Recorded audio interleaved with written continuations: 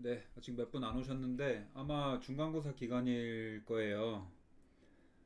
그래서 뭐 안 오신 분이 있을 수도 있을 것 같고 바쁘시니까 빠르게 진행하도록 합시다. 사실 이제 이번 주부터 아예 그 공면을 다루는 모델링을 바로 시작하려고 했는데 기본적으로 라이노에서도 스케치업처럼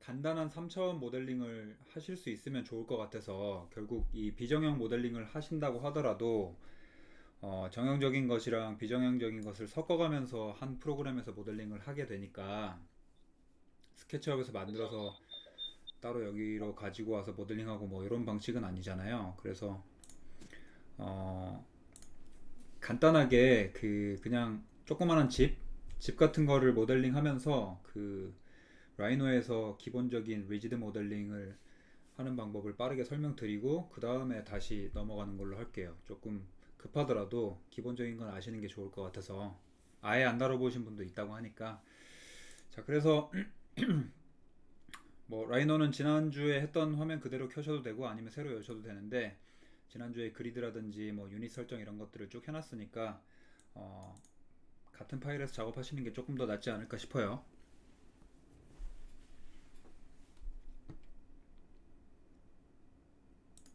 자 기본적으로 여러분들이 이제 라이노로 모델링을 하신다고 하면 스케치업과 비슷하게 가지고 있는 캐드 도면을 들고 와서 거기서부터 이제 2D 드로잉을 바탕으로 3차원의 모델링을 하는 거를 보통은 시작하실 거예요. 여기서부터 새로 그리면 시간이 너무 오래 걸리기 때문에 그러면 기본적으로 건물에 대한 바운더리라든지 어, 기둥의 위치, 뭐 벽체의 위치 이런 것들이 다 지정이 되어 있겠죠. 설계가 끝났다고 가정을 하고 지정이 되어 있을 텐데 거기서부터 이제 2D 드로잉을 바탕으로 모델링을 어떻게 하느냐 요거를 그냥 빠르게 제가 명령어는 다 아신다고 생각하고 빠르게 진행을 할 테니까 바로바로 좀 따라 해보세요. 뭐 수치가 중요한 건 아니니까 어떤 방식인지에 대해서 설명을 중간중간 드릴게요. 자, 기본적으로 도면을 가져왔다고 가정을 하면 어, 5x5, 5m에 5m짜리 집이라고 가정을 해봅시다. 그러면 도면상 이렇게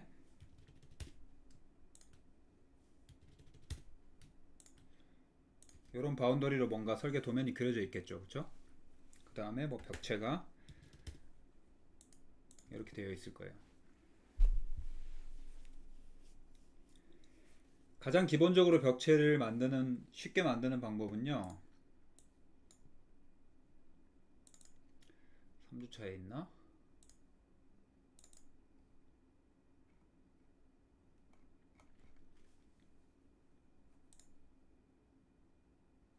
그냥 새로 써드릴게요. 자, 익스트루드라는 명령을 가장 많이 사용하게 되는데, 익스트루드. 돌출시키다 이런 뜻이에요. 돌출시키다. 이게 이제 명령어 이름이니까 이제 캐드에서 다루지 않았던 명령어는 사용해 보시면서 암기를 하셔야겠죠. 돌출시키다 이런 명령인데 기본적으로 프리폼이 아닌 리지드 모델링에서 3차원의 객체를 만드는 가장 쉬운 방법이 익스트루드라는 명령이다라고 생각하시면 될 것 같아요. 자 그러면 익스트루드를 입력을 해보시면 익스트루드가 포함된 모든 명령어가 추천 명령어에 뜰 텐데 여기 보이시듯이 제가 지난번에 그 라이노에서 다루는 개체의 차수를 설명해 드리면서 포인트 커브 서피스라는 그 용어를 사용했을 거예요.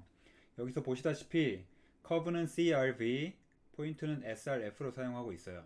근데 익스트루드에 대한 명령어가 두 가지가 존재하는 건데 익스트루드 커브가 있고 익스트루드 서피스가 있죠. 그러면 제가 차수가 중요하다고 말씀드린 이유가 여러분들이 뭔가 extrude라는 명령을 수행할 때에도 내가 그린 개체, 내가 사용하고자 하는 개체가 어떤 속성을 가지고 있는지에 대해서 정확하게 아셔야 된다는 거예요. 그럼 지금 우리가 그려놓은 게 뭐죠? 커브죠, 커브. 그래서 이 경우에는 extrude curve라는 명령을 사용해야지 커브에 대한 extrude를 할 수가 있다라고 이해하시면 될 것 같아요. extrude curve를 입력해야겠죠, 그렇죠? 그럼 select curve to extrude 할 커브들을 선택해라. 이렇게 선택하시고 엔터 치면 위아래로 돌출될 텐데, 방향은 CAD랑 마찬가지로 지정을 한 다음에 거기에 해당되는 수치를 여러분들이 직접 입력을 해주시면 돼요. 그러면 예를 들어 높이가 4m라고 할게요. 4000. 엔터를 치면 되겠죠. 근데 이 상황에서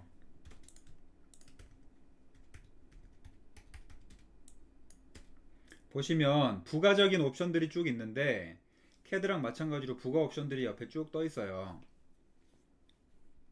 디렉션은 내가 지정하면 되는데 디렉션 익스트루드를 지금 Z축 방향으로 왔다 갔다 하고 있죠. 근데 내가 만약에 뭐 X축 방향이다, Y축 방향이다, 익스트루드 방향이 의도된 바와 다르다라고 하시면 거기에 대한 지정을 하는 거고, 보스 사이드라고 하는 거는 내가 위쪽으로 익스트루드를 하면서도 아래쪽으로 동시에 익스트루드를 하는, 예를 들어 뭐 창틀을 만들 때 중심에서부터 좌우로 내가 익스트루드를 하겠다라고 하시면 보스 사이드의 옵션을 클릭하시면 되겠고요. 그 다음에 제일 중요한 게 이 솔리드 옵션인데, 솔리드라고 하는 게 closed poly surface라 그랬죠. 폴리 서피스들이 모여 있지만 폐곡선으로 닫혀 있는 상태. 그래서 이 솔리드 옵션이 체크가 되어 있지 않으면 같은 높이로 스케치업과 마찬가지로 높이를 지정할 수 있어요. 지정을 하고 클릭을 했을 때 익스트루전의 이 개체가 뚫려 있게 돼요. 그러면 얘는 클로스드 된 게 아니니까 솔리드가 아닌 거죠. 컴퓨터가 생각하기에 얘는 안팎이 완전히 안쪽이 차 있는 솔리드가 아닌 거예요. 그럼 추후에 솔리드에 해당되는 어떤 명령어들이 있을 텐데 그런 명령어들을 수행할 때 솔리드가 아니기 때문에 이 상태에서는 먹지 않겠죠. 그렇죠? 만약에 실수로 내가 이 상태로 끝내버렸다 라고 하시면 간단하게 위아래를 채우는 명령어는 cap이라는 명령어로 사용하시면 돼요. cap, 모자를 씌운다.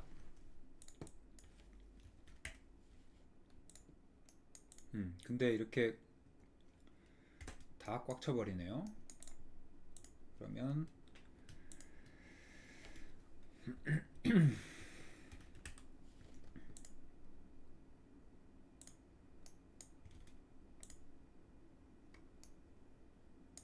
네, 이렇게 다 꽉 차버리는 상태에서는 캡을 사용하면 안 되겠네요. 네.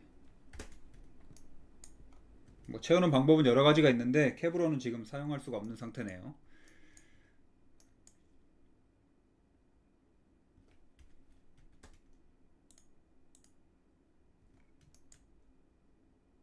추후에 면 채우는 명령어들은 다른 것들을 쭉 해보도록 할게요. 어쨌든 중요한 건 솔리드 옵션을 반드시 체크를 해야 된다. 안 그러면 이렇게 또 구멍이 뚫려 있게 된다. 그리고 마찬가지로 더 중요한 게 처음에 이 상태였죠. 이 상태였는데 라이너는 기본적으로 어떤 개체를 추가적인 명령어를 통해서 실행을 하면 원본의 개체가 남아 있어요. 아래쪽 변을 클릭해 보면 여기 보시면 커브도 있고 익스트루전도 있죠. 지금 내가 클릭한 곳이 커브와 익스트루전이 겹쳐 있으니까 어떤 걸 선택할지 정확하게 지시를 해달라라고 하는 거예요. 그래서 요지는 뭐냐? 내가 2D를 통해서 3차원을 만들었다고 하더라도 2D 드로잉이 계속 남아 있다는 거예요. 그게 스케치업이랑 가장 큰 차이점이라고 보시면 될 것 같아요. 그래서 만약에 내가 이 개체가 필요 없다 라고 하시면 따로 삭제를 해 주셔야 되는 거고, 지속적으로 내가 이 개체를 활용하겠다라고 하시면 3차원의 모델링을 다시 빼두고 이 선들을 활용하시면 되겠죠.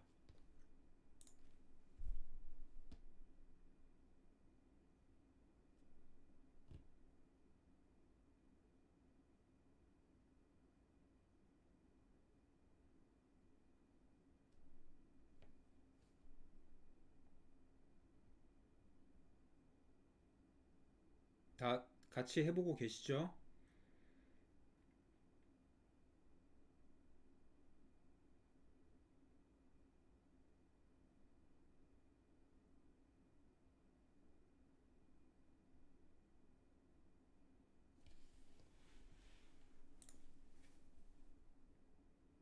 자, 그러면 extrude curve라는 명령이 있었으니까 extrude surface라는 명령은 surface에 먹는 명령어겠죠. 그러면 제가 지난주에 말씀드린 적이 있는데 요것과 요것에 이제 면을 채우는 개체를 그냥 밖으로 빼볼게요. 이렇게 하나만.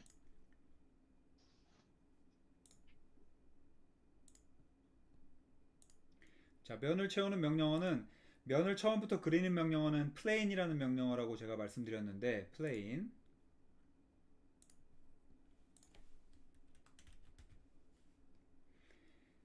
커브에서 선을 채우는 명령어, 선에서 면을 채우는 명령어는 planar surface라는 명령어를 써요. 자, plane의 형용사형이고요. 그 다음에 뒤쪽이 surface 명령이에요.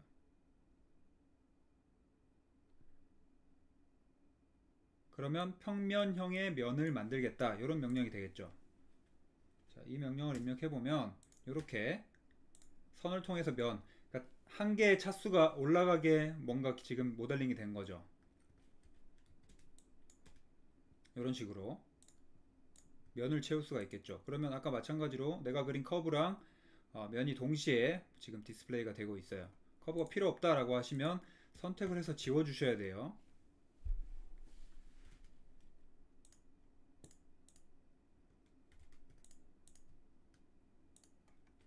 자, 이 상태가 된 거죠.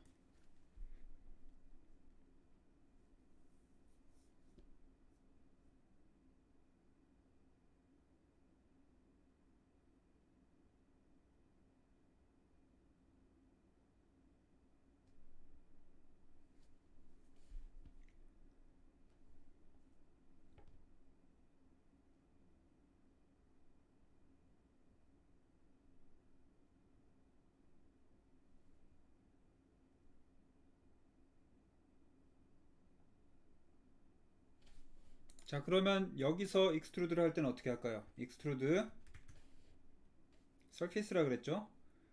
요 명령을 사용하셔야 된다.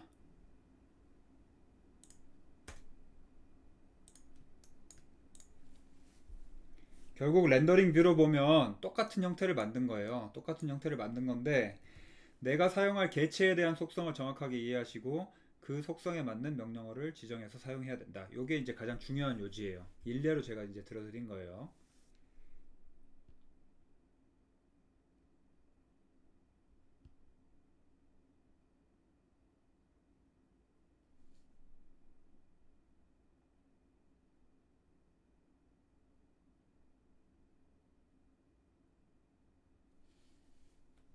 되겠죠? 자, 그럼 이 상태에서 똑같은 거니까 하나는 삭제를 할게요.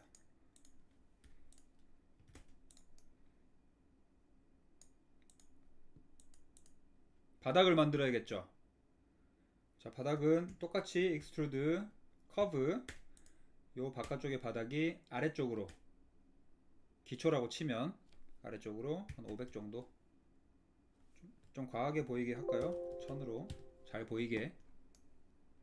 그러면 만약에 여러분들 대지가 집은 이만한데 뭐 필로티가 있다거나 좀 더 크다, 바깥쪽에 기둥이 있다, 아니면은 뭐 매트 기초를 쳐서 마당을 좀 어떻게 조성을 해야 된다 라고 하시면 실제로 요 기초는 지금 본 것보다 더 크게 모델링을 하시면 되겠죠. 이런 식으로.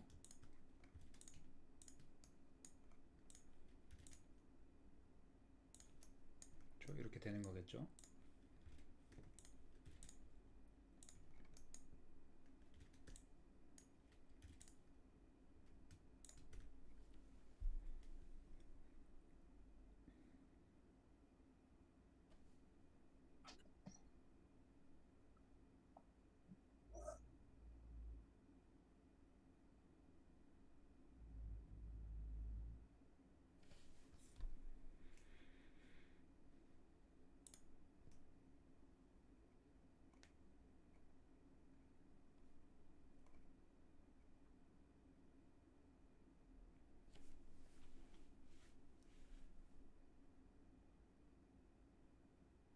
됐나요? 그러면 마찬가지로 상부에도 지붕을 한번 씌워 봅시다. 평지붕이라고 가정을 하고, 자, 지금 이 상황에서 요 위쪽에 면을 또 만들어야 되는데 가지고 있는 선이 사라졌잖아요. 그럼 똑같이 선을 그려 주시고,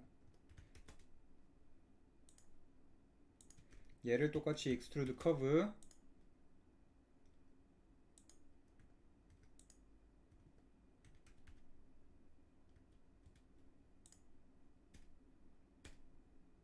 아래쪽으로 예를 들어 뭐 150. 자, 그러면 실제로 우리가 4m짜리 층고를 가지고 싶다라고 하시면 정확하게 모델링을 한다 그러면 얘가 오히려 150이 올라가야 되고, 그쵸? move vertical 150. 그 다음에 이 바깥쪽에 있는 게 파라펫으로 더 올라와야겠죠. 그쵸? move vertical 뭐 한 500.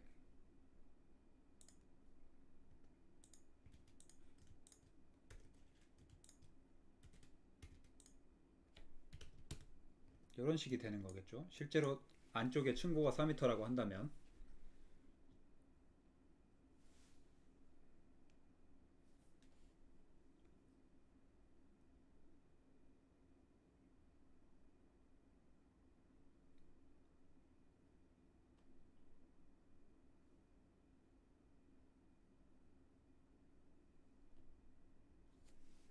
자, 이 상황에서 이제 중요한 게, 여러분들이 만들어 놓은 게 지금 단순한 면이 아니라 결국 볼륨으로 디자인을 했잖아요. 볼륨으로 모델링을 했잖아요.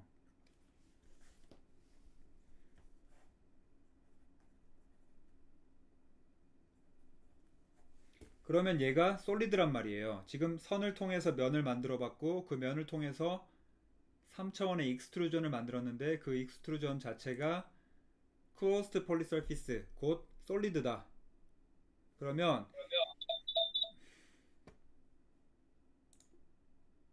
이 솔리드를 편집하는 명령어들이 따로 있겠죠. 커브를 다루는 명령어가 있고, 그 서피스를 다루는 명령어가 있듯이 솔리드를 다루는 명령어들이 따로 있단 말이에요. 그래서 그 명령어들을 알려드릴 거예요. 자, 여기에 보시면 이쪽 편에 여기 원 두 개, 구, 정확히 말하면 구 두 개가 겹쳐진 게 있을 텐데, 구 두 개가 겹쳐진 거에 화살표를 클릭해 보시면 솔리드를 다루는 명령어들이 쭉 나와요. 쭉 나오는데,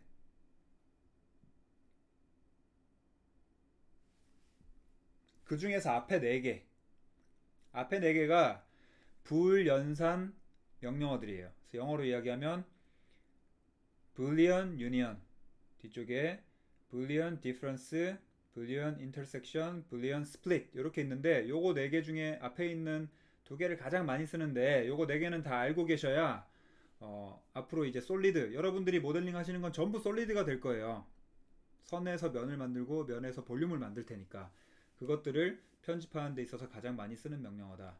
자, 그러면 요것들을 살펴보면서 어떻게 기능하는지를 일단 알아보고, 이 우리가 만들고자 하는 집에 문을 내볼 거예요. 문이랑 창문. 결국 그런 것들이 필요하겠죠. 문이랑 창문, 그리고 내부 벽체 같은 거, 이런 것들이 필요하다라고 하면.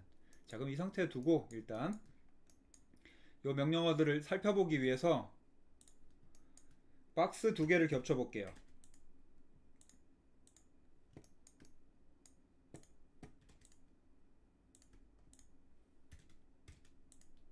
자, 박스 두 개를 겹치는데 보시는 것처럼 이렇게 대각선 상부로 이렇게 겹쳐지게,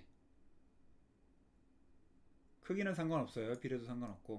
그래서 요거를 또 3개 더 복사해서 총 4개를 만들게요. 4세트를. 자, 이렇게 만들어 놓고 불연산에 대해서 한번 살펴볼게요. 줌이 OBC 이상한 데를 기준으로 돌아간다 라고 하시면 전체 선택하고 줌 셀렉티드 하시면 돼요. 줌 셀렉티드. 그러면 해당되는 줌으로 화면이 돌아갈 거예요. 자, 일단 이렇게 4개를 좀 세팅을 해두세요.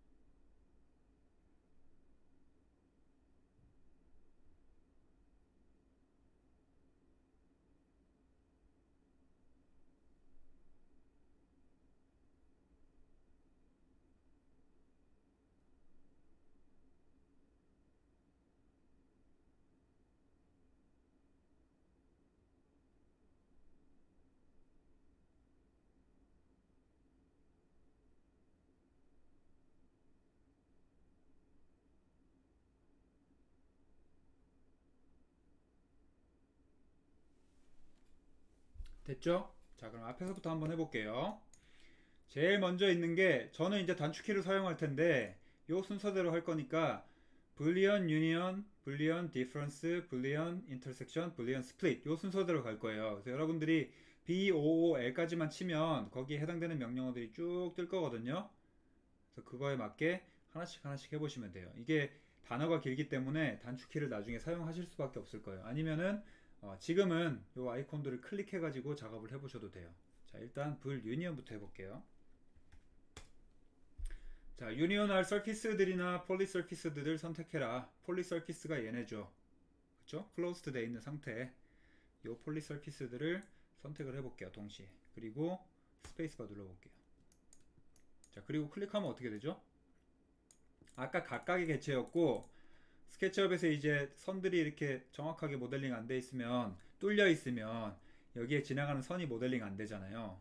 라이노도 마찬가지로 그런 상태였는데 두 개의 개체를 하나로 합쳐주면서 완벽하게 이제 이런 선들이 생겼죠. 그래서 모델링이 정교하고 정확하게 됐다라고 볼 수도 있겠죠. 뭐 렌더링을 하면 비슷하게 보이겠지만 실제 이제 이런 것들이 재료를 매핑할 때 어디서부터 딱 끊어가지고 정확하게 갈 거냐라고 하는 굵은 선들을 보여주는 기준이 되니까 중요하다고 볼 수 있겠죠.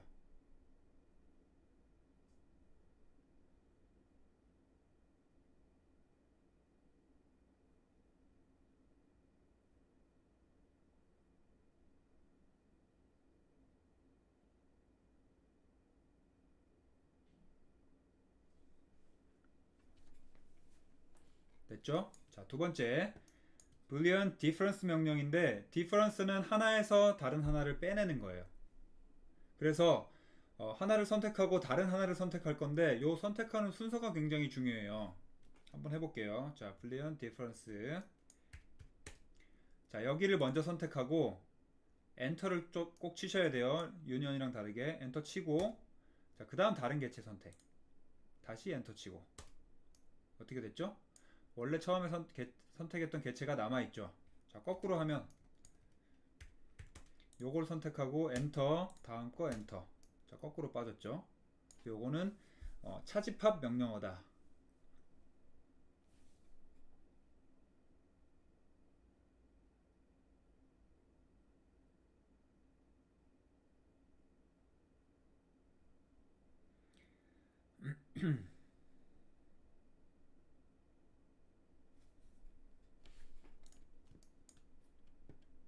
자, 그 다음 세 번째 뭐였죠?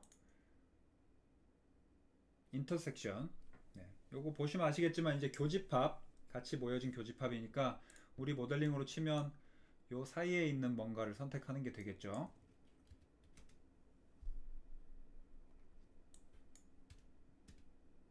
그렇죠? 요렇게 두 개 동시에 선택하고 엔터 치면 사이에 있는 거. 그래서 요거랑 요거랑 요거가 다 연관성이 있게 지금 되어 있죠.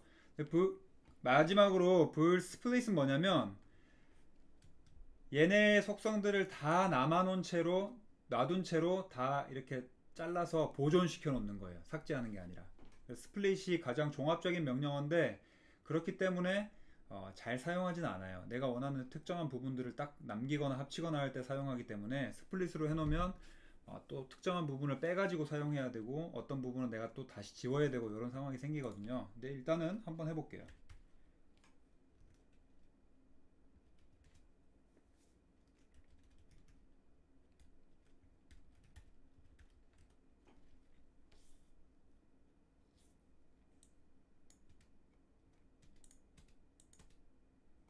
자, 마찬가지로 어,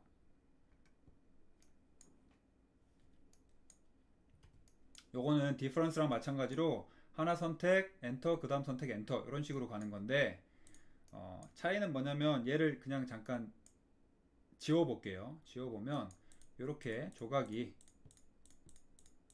남아 있다. 지우지 않고. 그리고 요 개체 자체도 요 개체는 조각 난 게 아니라 요 개체가 통으로 남아 있어요. 그럼 거꾸로 지정하면 어떻게 될까요? 얘 먼저 선택하고 스플릿 할 때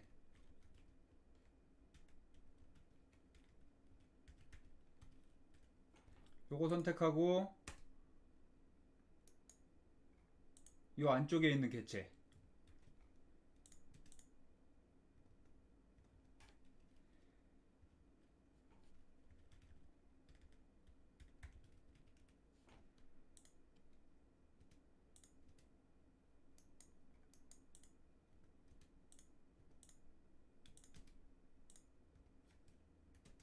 안 잘린 상태에선 선택이 안 되네요. 겹쳐지질 않네.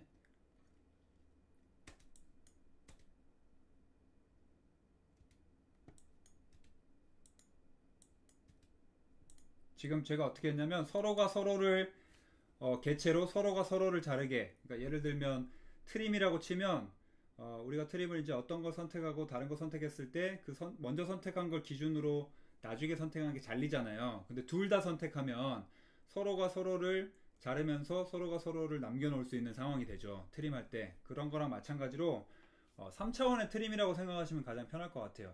요걸 선택하고 얘로 덜어내느냐, 아니면 요걸 선택하고 얘로 덜어내느냐, 또는 둘 다 선택하고 또 두 번째도 또 둘 다 선택하면 서로가 서로를 개체로 서로가 서로를 자르는 상황이 되겠죠. 그래서 분리를 시켜보면 이렇게 나올 거예요.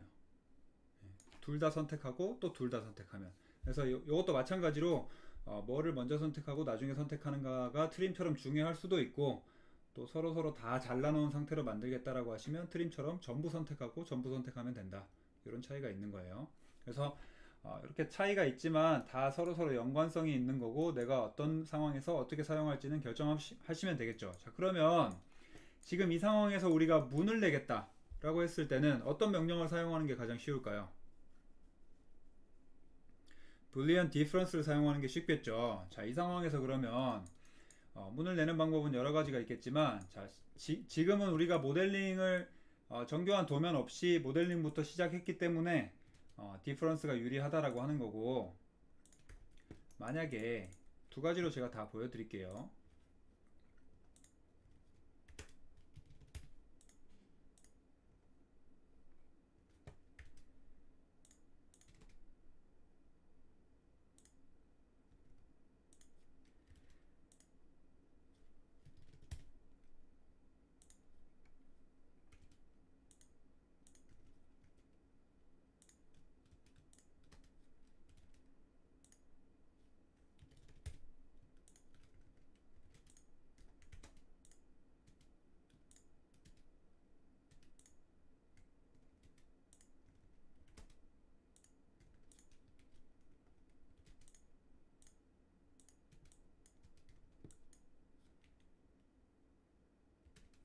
만약에 이렇게 모델링을 올렸다.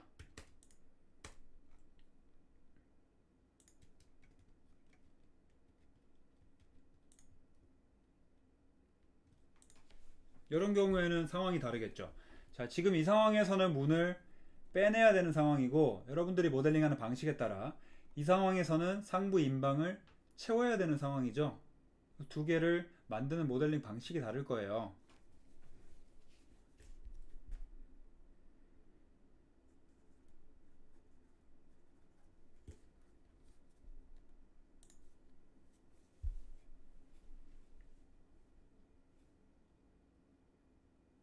자, 그럼 앞에 거부터 한번 해볼게요. 뒤에 거부터 해봅시다. 이 상황. 직접 안 하셔도 제가 어떤 방식으로 하는지를 보고 잘 파악만 해두시면 돼요. 자, 인방을 채운다. 그러면 내가 가지고 있는 문의 높이, 여러분들이 설계하는 거에 따라 다르겠죠. 만약에 문의 높이가 2100이다. 그러면 요 문의 하부, 인방은 없을 테니까, 인방이 없는 게 아니라 문지방은 없을 테니까, 요 문의 높이가 2100. 이렇게까지 올라간 상황인 거죠. 그쵸? 자, 그러면 얘가 문이 되는 거고, 이 상부는 막혀 있어야 되잖아요. 막혀 있는 개체를 일단 만들어야겠죠. 그쵸? 이 상황에서 익스트루드 커브 다시 한번 이렇게 하시면 되죠. 그쵸? 요게 이제 문인데, 그쵸? 일단 둘게요. 자, 그러면 이 상황에서 얘도 똑같이 만들려면 요만큼을 파내면 되는 거잖아요. 지금 문이 어떻게 생겼었죠? 제가 900에 2100짜리 문을 그렸거든요. 900에 2100. 자, 그러면 여러분들이 인면에 900에 2100을 그리실 수 있으면 그리시면 되고, 이쪽 가셔서 여기에 가셔서 그리셔도 되고, 아니면 바닥에 그려놓고 회전시키셔도 되고, 아니면 잘 하시는 분들은 요 그리드 라인 C플레인을 요 벽으로 바꿔가지고 여기서 변경해서 그리셔도 되고, 이런 여러 가지 방법이 있는데, 가장 기본적으로 그냥 여러분들이 제일 쉽게 할 수 있는 방법으로 해볼게요. 아직 잘 모르시니까. 자, 그러면 렉탱글 900에 2100. 아이고.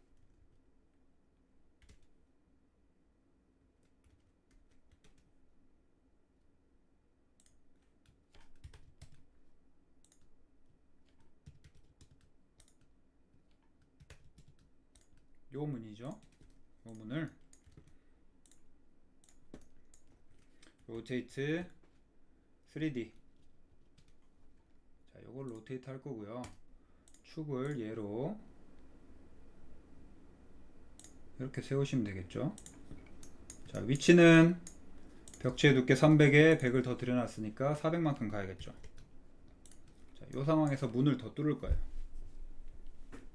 자, 그럼 마찬가지로 불연산, 불집합이라고 하는 그 연산은 솔리드끼리 개체를 뭔가를 할 때 명령을 수행하는 명령어였잖아요. 근데 지금 우리가 만들어 놓은 개체 하나는 솔리드고 하나는 뭐죠? 커브. 그럼 제가 면이 돼도 안 되고 커브이면 당연히 안 되고 저거 자체도 솔리드가 되어 있어야 솔리드와 솔리드끼리의 명령이 먹겠죠. 서로의 그 명령어는 차수가 같아야 된단 말이에요. 자, 그럼 얘를 솔리드로 바꿔줘야겠죠. 어떻게? 익스트루드 커브로. 크기는 상관없죠. 어차피 얘를 겹칠 거니까. 자, 그러면 얘 뚜껑을 잠깐 하이드 시켜 볼게요. 자, 이 상황이죠. 그렇죠? 관통시켜 놓은 거죠. 자, 그러면 여기서 불리언 디퍼런스 여기에서 여기를 빼겠다.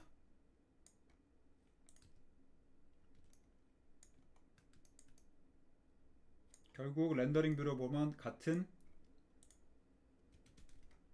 모델링이란 말이에요.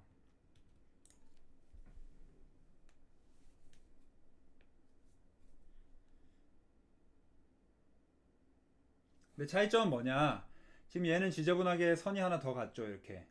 이 개체랑 이 개체가 별도의 개체란 말이에요. 얘는 하나의 개체죠. 만약에 여러분들이 매핑을 한다, 렌더링 매핑을 한다라고 하시면 재료가 어떻게 붙겠어요? 여기서부터 벽돌을 쌓는다라고 하면 벽돌이 쭉 재료 따라 올라가니까 여기서 무조건 끊길 거 아니에요. 다른 개체니까 얘는. 그쵸? 그래서 반드시 얘도 같은 개체로 만들어 놔야 된단 말이에요. 어떻게? 얘는 불 유니온을 꼭 해주셔야겠다. 이렇게. 자, 근데 같은 개체로 분명히 이제 선택이 됐는데도 불구하고 원래 쪼개져 있던 개체의 형태가 뭔가 살아 있잖아요. 그렇죠? 선택은 한꺼번에 되지만 생김새가 면을 구성하는 생김새가 이렇게 쪼개져 있잖아요. 이런 경우에 렌더링을 했을 때 재료가 쪼개져 있을 수도 있어요. 그러면 이 재료를 안 쪼개지게 하기 위해서 평탄하게 보기 좋게 바꿔야겠죠? 그렇죠?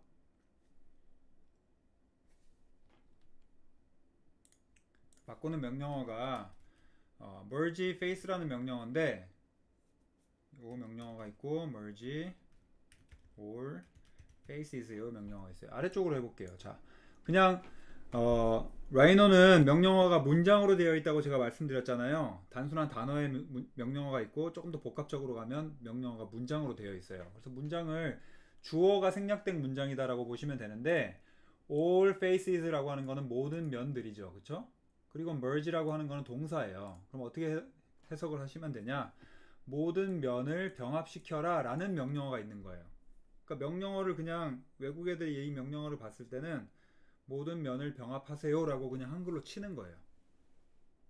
자, 그러면 이 명령어를 여기다 입력을 해보면 어떻게 했죠? select a polysurface 이렇게 돼 있죠. polysurface가 얘잖아요. closed polysurface. 그렇죠? 그 다음에 엔터를 쳐볼게요. 자, 어떻게 됐죠? 이제 좌측이랑 똑같아졌죠?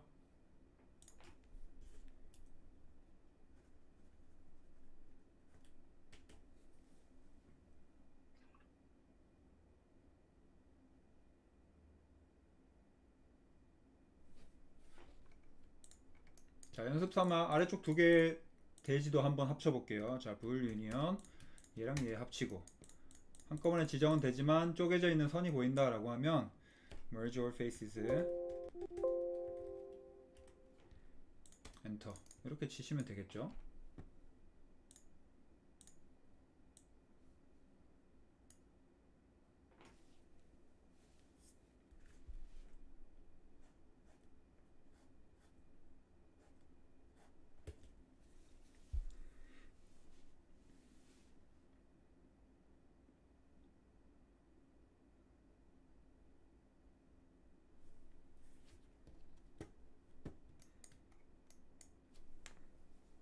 자, 요것만 할 줄 알면 여러분들이 이제 리지드 모델링은 무리 없이 스케치업처럼은 할 수 있을 거예요.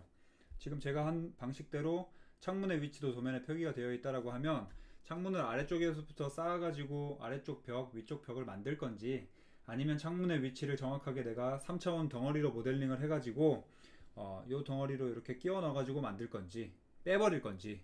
그리고 마찬가지로 하이드 입력하면 이렇게 하이드 돼요.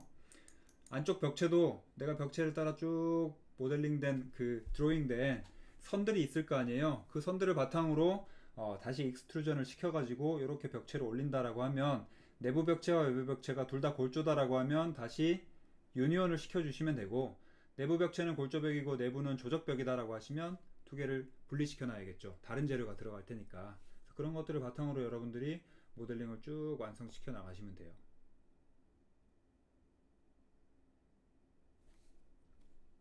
제가 시간을 조금 드릴 테니까 어, 한번 해보세요. 그냥 제가 시간을 좀 드릴게요.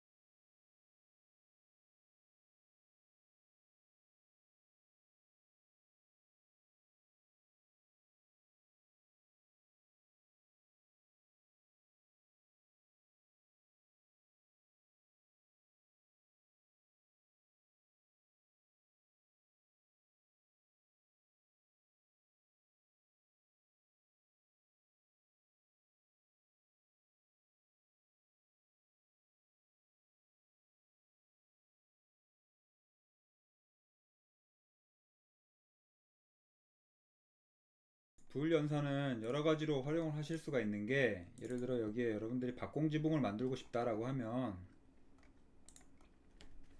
대충 해볼게요. 정교하게는 힘드니까.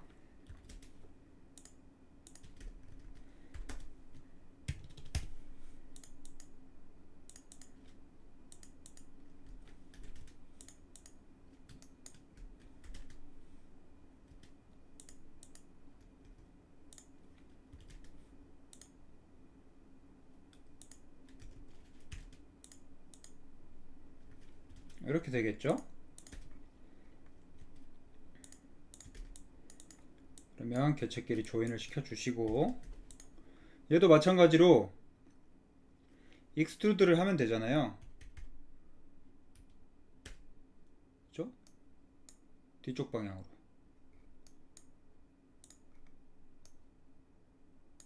그죠?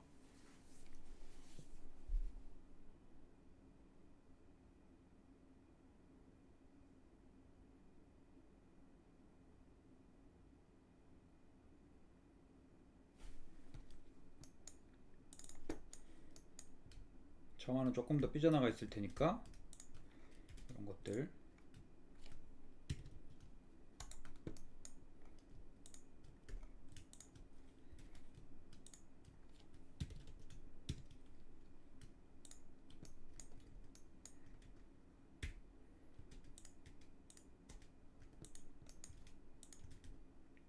아, 이거 말씀 안 드렸다. 빼내실 때 원래 지붕이 삭제되면 안 되잖아요. 이 상황에서는. 그쵸? 원래 지붕이 삭제가 돼버리면은 지붕을 또 써야 되니까. 그래서 지붕을 이렇게 뭐 복사해 놓고 다시 가져오시는 분도 있는데, 그럴 필요 없이 불리언 디퍼런스 하실 때, 자, 이렇게 원본 개체 어디서 빼내겠다 엔터 치고, 그 다음에 여기 보시면 부가 옵션에 delete input이 있어요. delete input. 인풋 한 걸 삭제할 거냐가 항상 yes가 디폴트 값으로 되어 있는데, 얘를 no로 바꾸시면 얘를 디퍼런스는 해주는데 삭제를 안 하는 상태가 되죠. 그래서 결국 얘가 스플릿이랑 연관성이 있기 때문에 스플릿을 잘 사용하지 않는다는 거예요. 이렇게 되겠죠. 그래서 지금 제가 알려드린 익스트루드랑 불연산 명령어만 다 아셔도 사실은 라이노에서 2D 모델링을 하는 데 있어서 크게 어려움은 없다.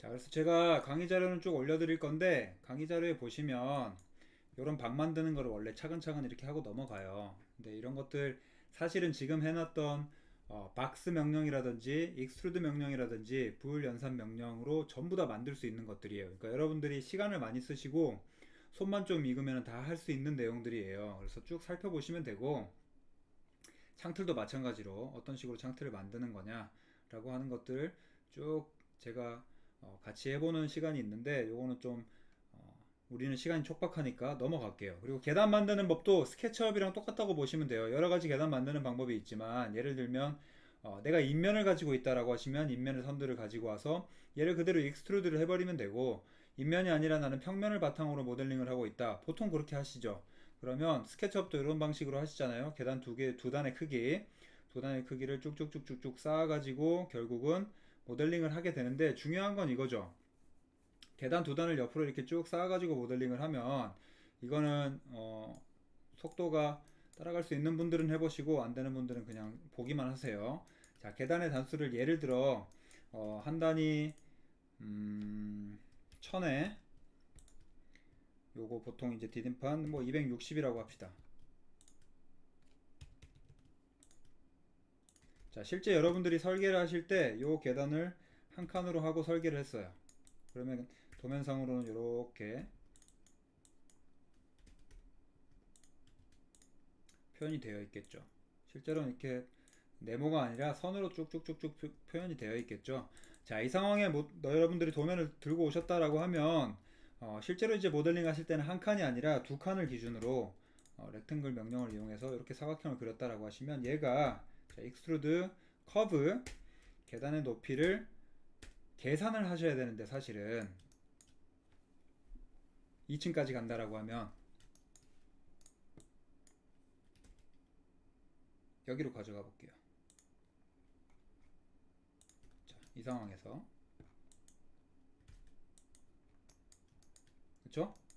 여러분들이 계단 높이가 얼마인가에 따라서 이 계단에 그걸 쌓아가야 되잖아요. 그래서 정확하게 계산해야 되는데 모델링 하실 때는 그렇게 하실 필요가 없어요. 일단 계략적으로 최소한 높이가 어느 정도 돼야 된다, 최대한 이건 넘으면 안 된다 라고 하는 것들은 머릿속에 있으실 거예요. 계단 설계를 하실 때.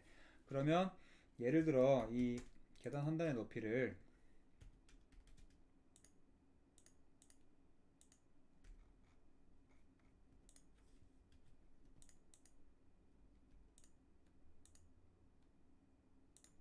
요거죠.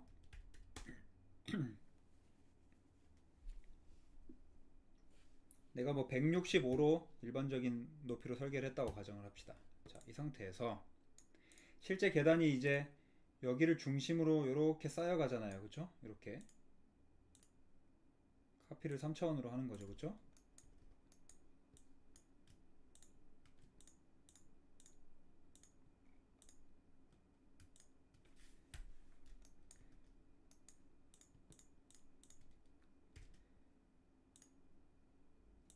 실제로는 계단 참이 있어야 돼요. 법적으로. 일단은 무시를 할게요. 택도 없네. 많이 필요하네, 높이가.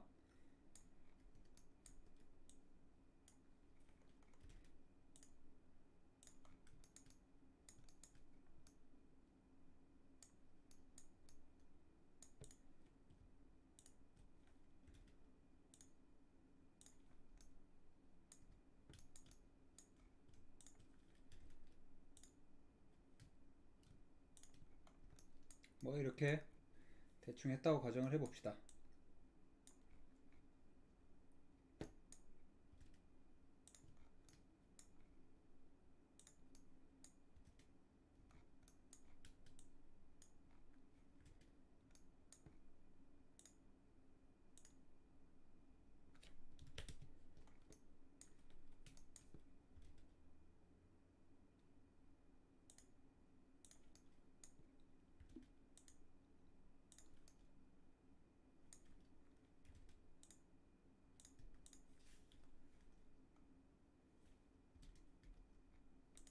이런 식으로 생기겠죠, 계단이.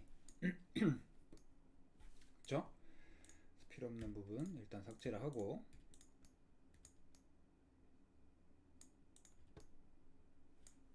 근데 지금 보시면 와이어프레임 뷰로 봤을 때 요 상단과 요 상단의 높이가 딱 맞아야 되잖아요. 그쵸? 이렇게 봤을 때 이거 복사 잘못했다. 요거는 제가 좀 맞출게요. 요 높이가 딱 맞아야 되잖아요. 그쵸? 미세하게 요 단을 요만큼만 높이면 이 단만 이상하게 높아지잖아요. 그래서 이 전체에 대한 개체를 잡아가지고 어, 스케일 1D 기억나시죠? 한 방향으로만 스케일링 하는 거. 그 명령을 통해서 높이를 잡아주시면 돼요.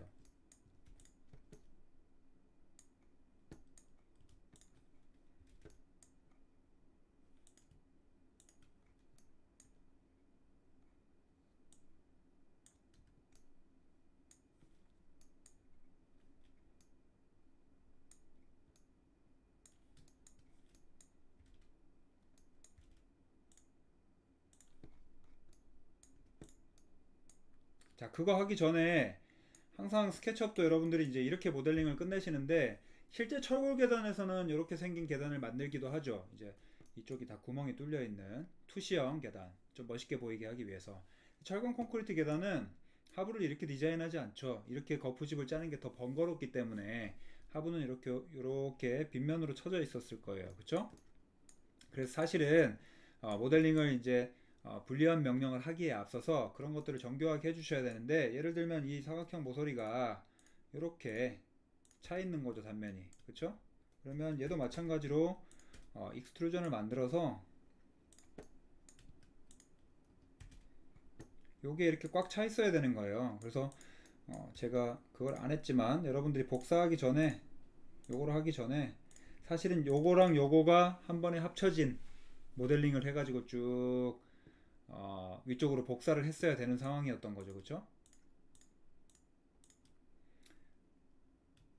원래 예, 생각을 미리 안 하면 손이 고생합니다. 어쩔 수 없어요. 이렇게 되는 거겠죠. 그쵸?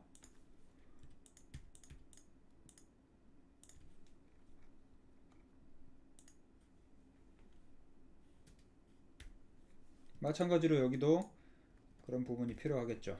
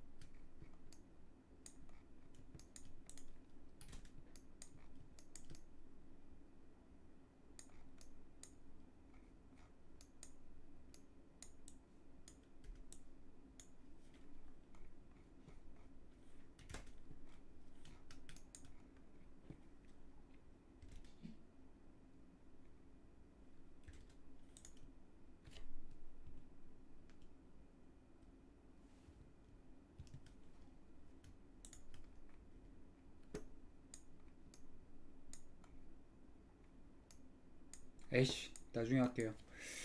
정교하게 모델링을 안 해가지고 계단이 삐뚤어졌네. 급하게 하다 보니까.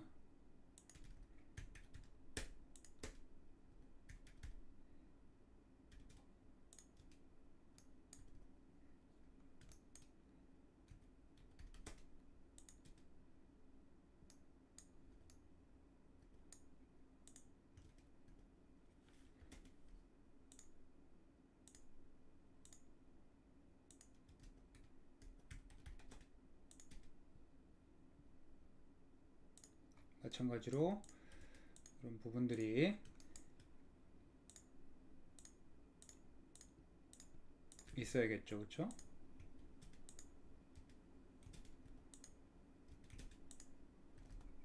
자, 이렇게 됐다는 가정하에 이 계단 하나가 통 계단이니까 전체를 선택하시고 똑같이 불유니언 이렇게 해주셔야겠죠, 그쵸? 불유니언을 하시면 지금 요거 제가 각도 안 맞아가지고 오류가 생긴 거예요. 겹치는 부분이 있고 그래서 무시할게요, 일단. 자, 그러면 이 상황에서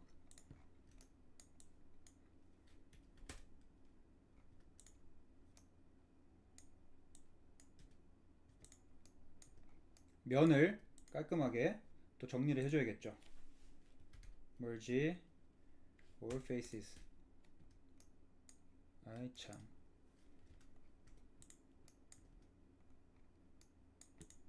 모델링 잘못해가지고 다 뚫리네. merge all faces 하면 요 면이 쭉 이렇게 평탄화가 될 거예요, 이쁘게. 자, 제가 말씀드리고 싶은 거는 뭘 하려고 그러는 거냐면 아까 보신 것처럼 자, 이 높이와 이 높이가 미세하게 안 맞죠, 그쵸? 미세하게 안 맞아서 내가 실제로 계단을 계산한 높이만큼 정확하게 167만큼 딱딱딱 설계했을 때는 미세한 오차가 난단 말이에요. 근데 이거를 내가 그냥 계산해가지고 처음에 모델링 할 때처럼 모델링 할 때부터 160 뭐 7.1218 막 이렇게 할 필요가 없이 이렇게 모델링을 해두시고 요 전체를 스케일 하셔가지고 어떻게 스케일 1D 한 방향으로만 스케일 했던 거 기억나시죠? 그래서 이 개체를 스케일 할 건데 어디서부터 어디까지가 어디서부터 어디까지로 가면 되죠? 지금 이 전체에 대한 높이가 여기의 높이까지로 가면 되는 거죠, 그쵸? 이해되세요? 선을 그냥 쭉 그려보면 여기서부터 여기까지가 여기서부터 여기까지로 가면 되잖아요, 그쵸? 그래서 스케일 1D를 하실 때 얘를 기준으로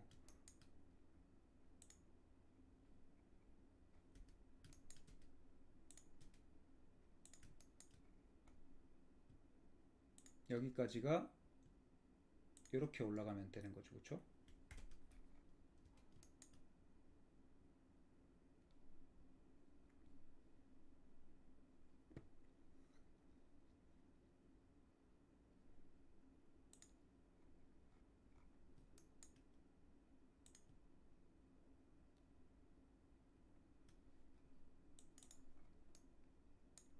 아, 대각선으로 잡혔네.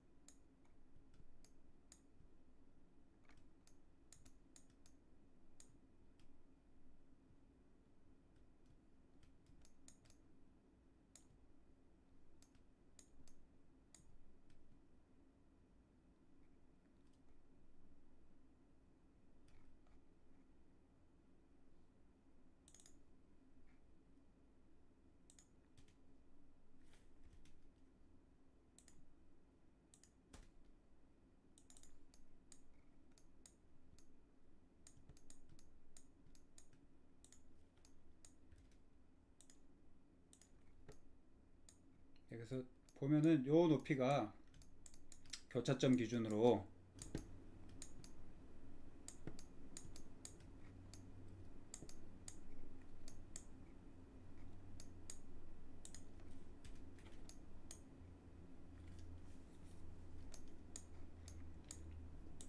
아이씨 어떻게 그려야지 보기가 편하냐. 플레인을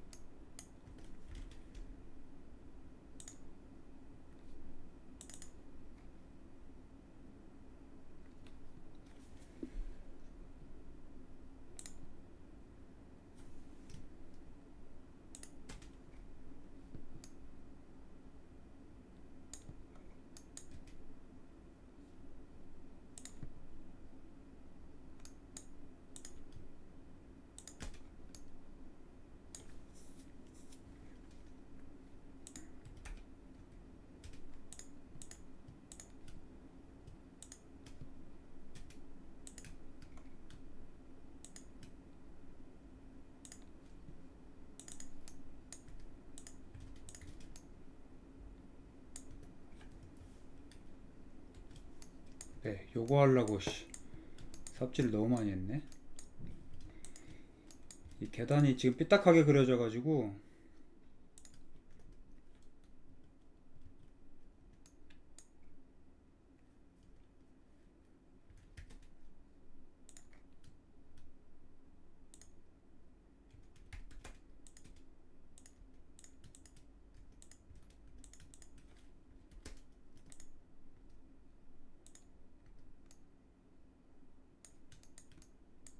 실제로 이제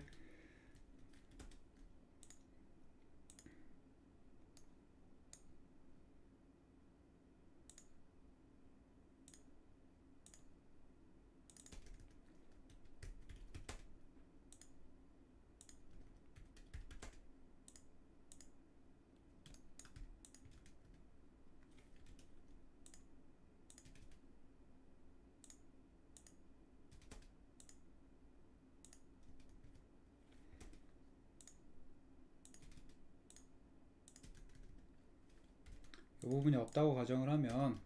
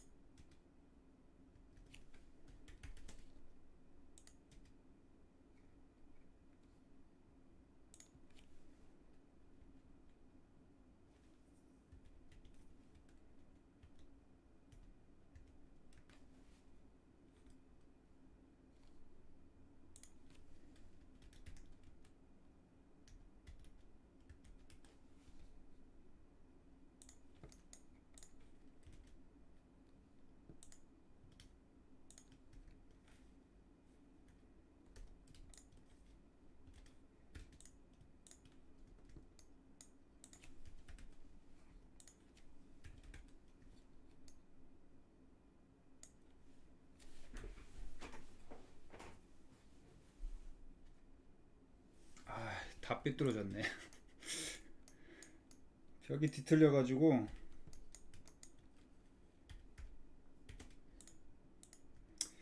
죄송해요. 할 때 제대로 모델링을 해야 되는데 이게 한번 이 직각이 안 맞으면 계속 그 익스트루드라고 하는 게 결국은 가지고 있는 면에서의 수직 방향으로 왔다 갔다 하는 거기 때문에 직각이 안 맞으면은 이 면이 다 각도가 뒤틀려요. 그러니까 90도 단위로 이동을 하는데 처음에 0도가 안 맞으니까 그래서 지금 이런 것들도 다 여기 안 맞잖아요. 제가 만들었는데 그래서 여러분들 이렇게 하시면 안 돼요. 잘 하셔야 되는데 빠르게 좀 보여드리려고 하다 보니까 이런 일이 발생했는데 그렇게 하시면 안 되고 제대로 하셔야 됩니다. 여러분들 하실 때는 제가 간단하게 그냥 보여드리고 끝내려고 빨리빨리 하다 보니까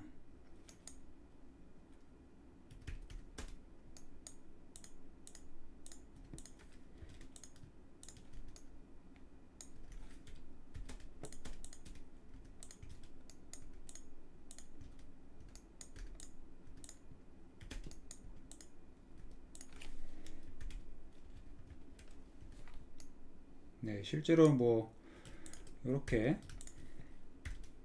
된 상황이죠. 이렇게.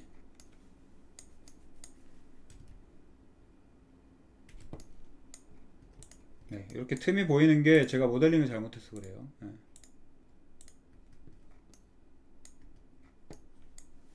그래서 요지는 계단은 여러분들 하시던 대로 쭉 쌓아주시면 되고 쌓아주시는 그 그 개체 자체가 어, 다 별도의 솔리드, 별도의 그 클로스드 폴리 서피스이기 때문에 결국은 다 적층시킨 다음에 여러분들이 이제 그 전체의 개체를 유니온으로 합쳐주는 명령어를 반드시 실행하셔야 되고 그 다음에 그렇게 합쳐졌을 때 이 뒤쪽에 있는 사선이나 여러 가지 것들이 좀 지저분하게 보인다. 나중에 이제 난 렌더링을 할 생각이 있다. 매핑을 할 거다 라고 하시면 되도록이면 면 정리를 해주시는 게 원칙적으로 좋겠다. 그리고 계단 자체를 이제 쭉 쌓다 보면 높이가 아마 정교하게 계산해가지고 소수점 단위로 막 둘째, 셋째 짜리까지 계산해서 모델링을 한다 하더라도 정확하게 숫자로 딱 떨어지는 게 아니기 때문에 높이가 안 맞을 거예요. 근데 사실 뭐 그게 단면 도면이 아니라 모델링이면 크게 상관은 없겠죠. 모델링에서 그게 뭐 눈에 띄게 이상하진 않을 테니까. 근데 여러분들이 이제 어느 정도 수준으로 모델링 하시느냐에 따라서 그 높이 같은 것들은 아까 말씀드린 것처럼 스케일 1D 명령을 이용해서 모델링을 할 수 있겠다.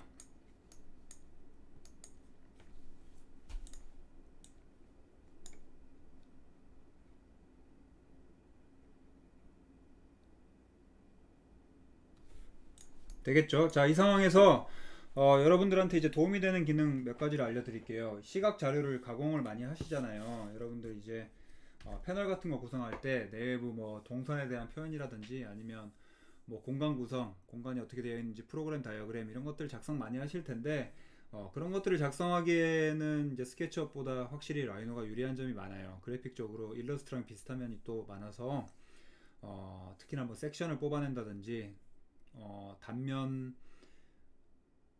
투시도를 만든다든지 이런 것들, 그래서 그런 것들에 대해서 기능을 조금 알려드릴게요. 자, 일단은 여러분들이 처음에 쭉 했을 때 그 모델링을 완성시키고 나면 모델링을 한 상태에서 바로 단면도가 있으면은 그 단면도를 뽑아낼 수 있으면 좋잖아요.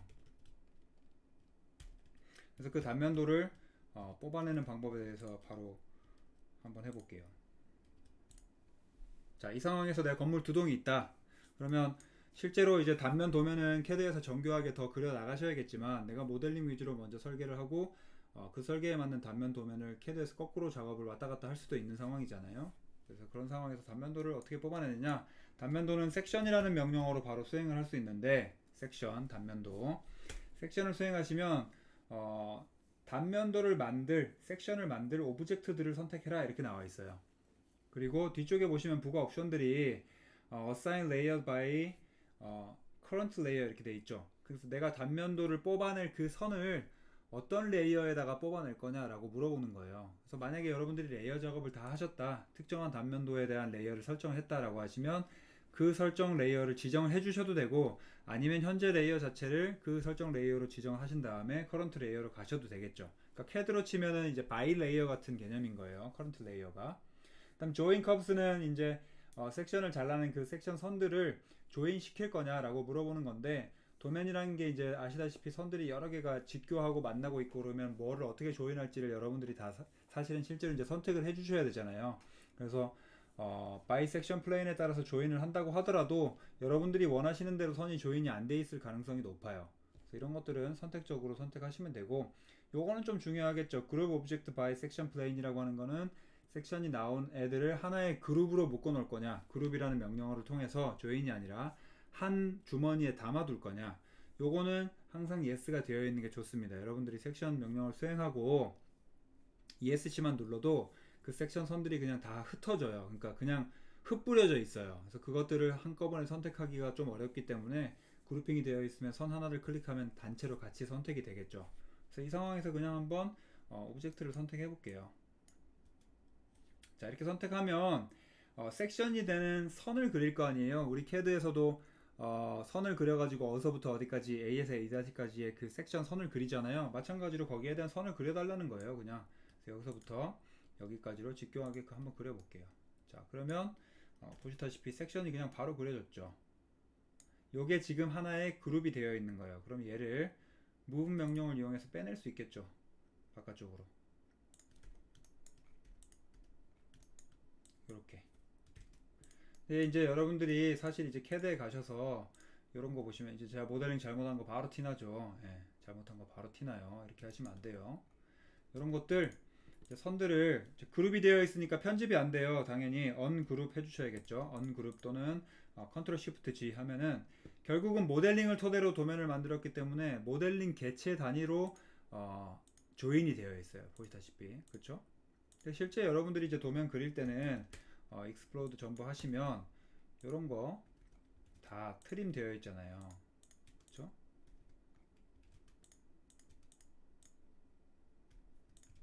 아이고.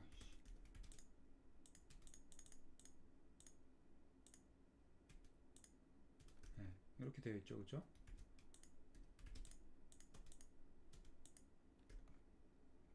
여기도 만약에 처음 골조 칠 때부터 올라간 지붕이다. 내가 지붕을 따로 이제 지붕 틀을 짜가지고 하는 게 아니라 골조 지붕이다라고 하시면 마찬가지로 여기도 트림이 되어 있어야겠죠. 그래서 이런 부분들 기초는 기초랑 당연히 실제로 연결이 되어 있겠고,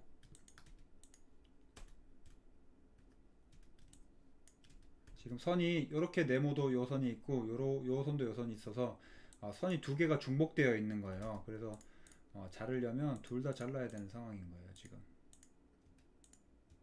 네, 이렇게 실제로 이렇게 되어 있겠죠, 그렇죠? 그래서 이 상태 그대로 다시 캐드에 들고 가셔서 정교하게 다시 선작업을 하셔도 되고, 아니면 여기서 뭐 어, 아이고,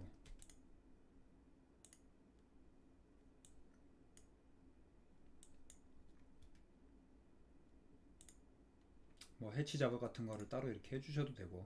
예. 라이너에서 해치는 그렇게 뭐 썩 예쁘지 않아요. 예.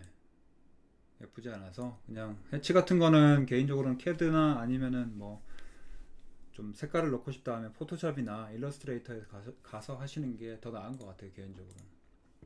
이렇게 섹션을 바로 뽑아낼 수 있겠죠. 또 이런 것들은 좀 잘 이용할 수 있는 방법은 뭐냐, 여러분들이 이제 설계를 하실 때 동선이 중요하다, 그리고 그 동선에 따라서 여러분들이 다 섹션을 쭉 그어버리는 디자인을 하실 때가 있어요. 그러니까 건물 자체가 굉장히 긴 건물들 있잖아요. 긴데 형태가 독특한 것들, 그런 건물들을 여러분들이 만약에 디자인 하셨다라고 하면 그런 건물들에 따라서 쭉 섹션이 돌아가는 모습을 한꺼번에 보일 수가 있겠죠. 그러니까 예를 들어 뭐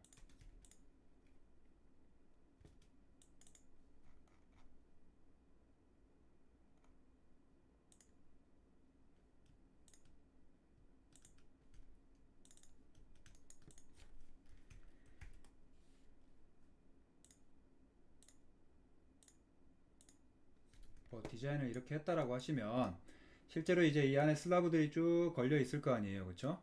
근데 이런 형상들이 어, 단계 단계별로 동선이 중요하다, 이렇게 지나가는 어떤 시퀀스를 내가 만들겠다라고 하시면 여기에 해당되는 이제 섹션들을 여러분들이 쭉쭉쭉쭉 그려 나갈 수 있는 거죠. 근데 그려 나가실 때 그 간격이 중요하잖아요. 예를 들면 이렇게 이 간격을 내가 뭐 한 뭐 10m마다 뭐 어떻게 섹션을 내가 그리겠다 라고 하시면 해당되는 라인을 미리 좀 산정을 해 놓으시고, 이렇게 예를 들면 그 다음에 아까 말씀드린 섹션 다이어그램을 어, 첫 번째 건 필요 없죠. 예. 이렇게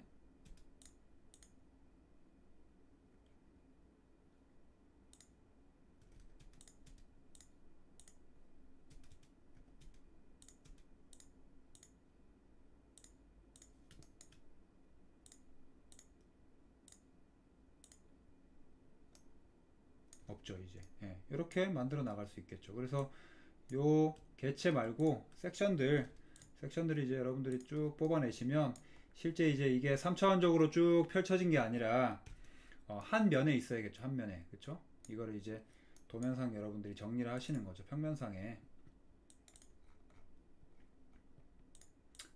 정리를 하시면 얘가 1번의 시퀀스가 되는 거고, 2번, 3번, 4번, 5번, 6번, 이렇게 이제 단면이 나오겠죠. 그쵸? 슬라브는 뭐 같은 높이로 쭉 걸려 있을 테고, 설계를 어떻게 하시는가에 따라 다르겠지만 뭐 이런 식으로 건물이 생겼겠죠. 그쵸?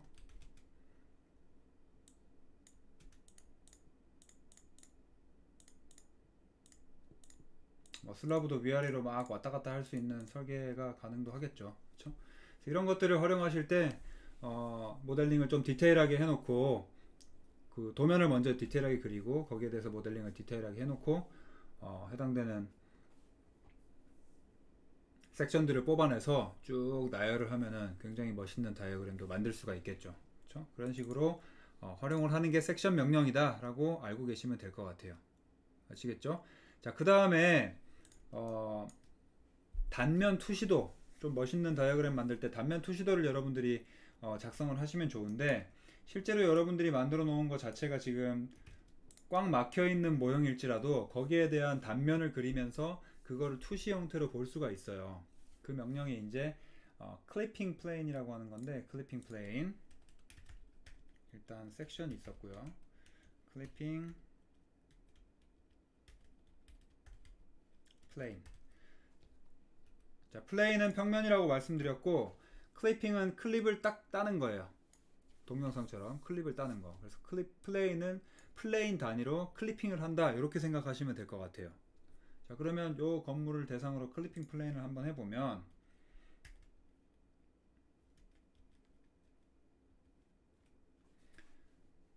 자, first corner of rectangle 이렇게 돼 있죠. 사각형을 그릴 건데, 사각형이라고 하는 거는 첫 번째 점과 두 번째 점이 있으면은 렉탱글을 그릴 수가 있죠. 3차원의 개체의 렉탱글을 그린다라고 하면, 그러니까 수직으로 서 있는 렉탱글을 그린다고 하면 아래쪽 두 개의 선, 그리고 위쪽 선을 그리면 3차원을 그릴 수가 있겠죠. 그래서 여러 가지 방법으로 지정하시면 되는데, 지금은 사각형을 그냥 그리면은 컨스트럭션 플레인 위주로 해서 위에서 아래로 섹션을 자를 테니까, 우리는 뭔가 단면 투시도, 여기서 멋있는 그림을 쭉 만들고 싶다라고 하시면 단면의 방향이잖아요 지금.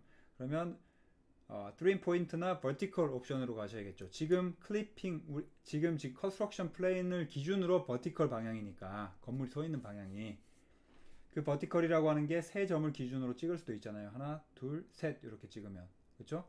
그래서 이 옵션 또는 이 옵션을 이용해 줘야 되는데, 버티컬 옵션을 예를 들어 보면, 자, 스타트 오브 엣지, 자, 한 면 찍고요. 자, 아까랑 똑같이 반대편, 요게 섹션이었죠?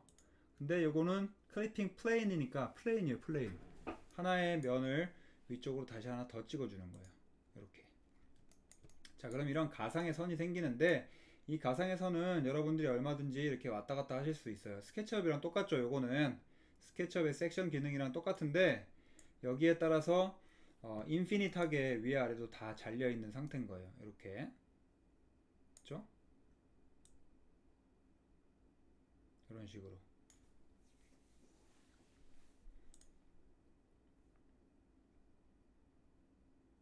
자, 그러면 내가 단면 투시도를 보고 싶다라고 하시면 이렇게 면을 잡으면 되는데,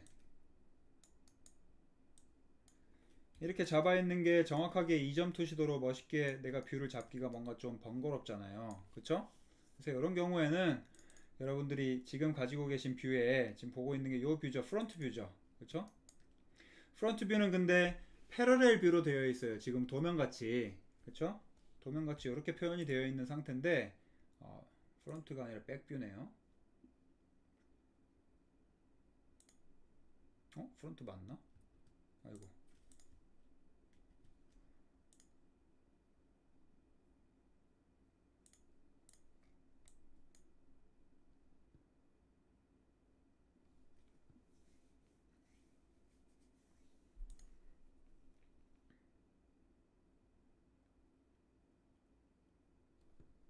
자, 여기서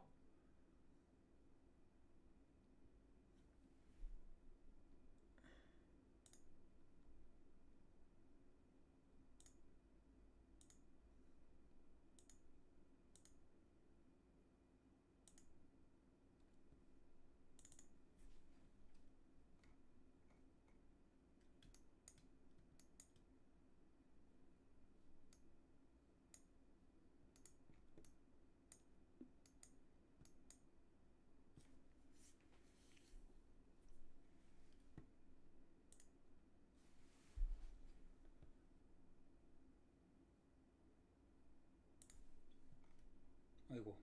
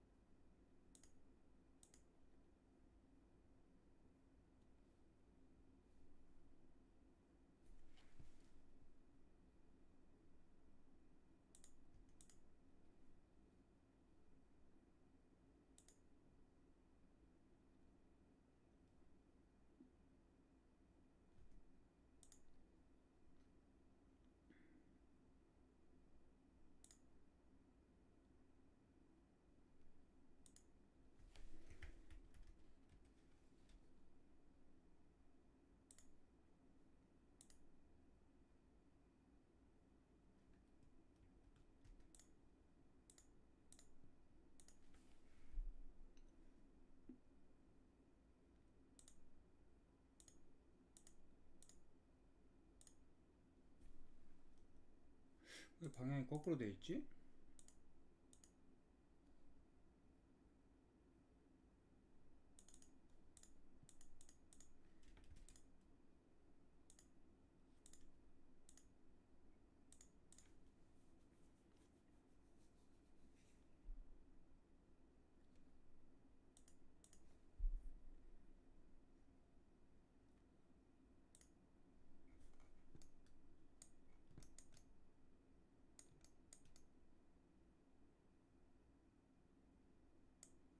예, 아까 그 상태에서 여기 보시면 셋 뷰에 우리 원래 퍼스펙티브 뷰로 보고 있었잖아요. 퍼스펙티브.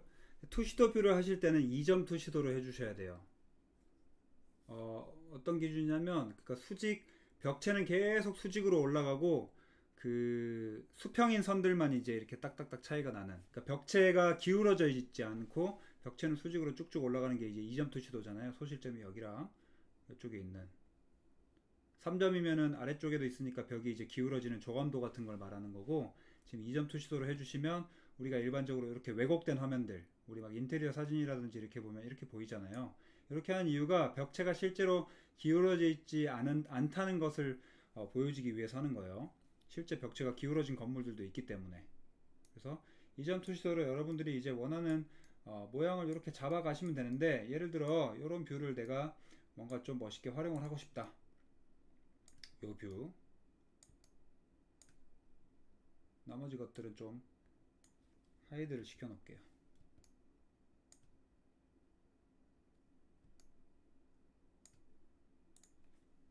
그래서 이 뷰포트의 뷰가 투 포인트 퍼스펙티브로 바뀌어 있는지 확인 한번 해보시고, 지금 요게 실제로 그냥 퍼스펙티브였는데 2점 투시도로 바꾼 거예요. 2점 투시도. 이 뷰포트의 뷰를 실제로 여기서 이렇게 바꾸셔도 돼요. 이렇게 이 프로퍼티에 뷰에 관련된 카메라를 순간적으로 여기서도 바꾸실 수 있거든요. 이렇게 이렇게 하셔도 됩니다. 그래서 뭐가 됐든 2점 투시도로 바꿔두시고, 이 상황에서 뭘 알려드리려고 그러냐면, 자, 명령어 중에 make 2D라는 명령어가 있어요. make 2D. 이거를 진짜 많이 사용하는데, 이 make 2D 명령어는 뭐냐면 내가 보고 있는 뷰 그대로 2차원으로 파나처럼 딱 찍어버리는 거예요. 자, 그러면 이 명령어를 한번 해보시면 마찬가지로, 자, select object to draw 이렇게 돼 있죠. 그러니까 모델링인데 네가 두 개 2차원적으로 2D 드로잉처럼 그릴 게 뭐냐? 그럼 내가 가지고 있는 이거 전체죠. 그렇죠? 요거 전체잖아요. 그렇죠? 그리고 엔터. 자, 그럼 이런 게 하나 뜰 텐데, 지금 이 프로젝트를 어디다가 할 거냐? 내가 여기에 가상의 바닥이 있다고 생각하고 프로젝션을 할 건데, 지금 내가 있는 뷰 그대로 뭔가 2D를 찍어내고 싶죠. 그러면은 그냥 뷰 있는 상태로 그대로 두시고, 아래쪽에 중요한 게 그룹도 되어 있는지 한번 확인해 보시고, 그 다음에 레이어를 자동으로 하나 만들어 줄 건데요. 이 레이어의 이름이 지금 Make 2D 레이어로 지금 지정이 되어 있어요. 이 레이어를 여러분들이 뭐 바꾸고 싶다라고 하시면 레이어 이름만 변경을 해주시면 돼요. 변경할 거 없다 그러시면 그냥 OK 누르면 되겠죠. 지금 근데 딱히 뭐 변화가 없잖아요. 실행을 했는데도 불구하고. 근데 원점에 항상 형성이 돼요. 0,0 지점 여기 보시면 얘를 그룹핑 해놨으니까 이동하기 쉽겠죠. 이렇게. 그렇죠? 그럼 이제 여러분들이 할 건 뭐냐? 선정리만 하시면 돼요. 캐드에서 직접 하셔도 되고, 그룹 되어 있으니까 그룹을 풀고, 요 선들은 실제로 없어야 되잖아요. 그쵸? 아이고. 요게 단면이니까 여러분들이 이걸 단면으로 쭉 칠을 할 거예요. 그쵸? 칠을 할 거잖아요. 그래서 이런 것들은 실제로 존재하지 않는 거겠죠. 그쵸? 이런 것들만, 얘도 마찬가지고, 단면이니까 얘도 마찬가지고, 이런 거. 실제로 얘도 트림을 해야겠죠. 다 선들이에요. 3차원적으로 보이지만 다 선들이기 때문에 트림만 잘 해주시면 되겠죠. 이렇게.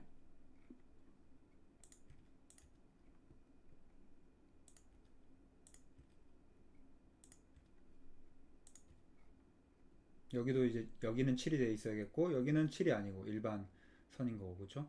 요거는 제가 모델링을 실수한 게 또 그대로 티가 나네요. 여기가 묻혀 있으면 안 되는데 묻혀 있죠. 이런 것들은 그냥 잘못됐다 하시면 다시 그리시면 돼요. 이런 부분에서 선 정리를 하시면 되는 거니까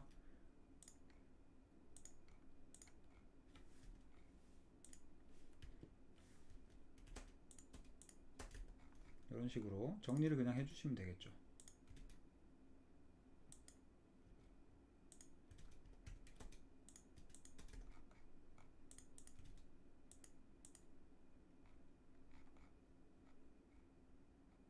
네, 지금 분명히 투 포인트 퍼스펙티브라고 이점 투시도로 그랬는데 이렇게 변곡점들 컨트롤 포인트가 많다라고 하는 건 벽체가 지금 휘어 있는 거예요. 제가 잘못 모델링을 했기 때문에 네, 여러분들은 이렇게 안 보이실 거예요.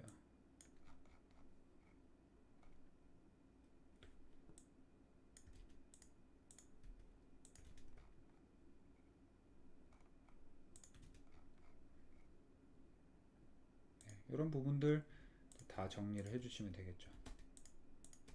이런 식으로 이런 식으로 그렇죠?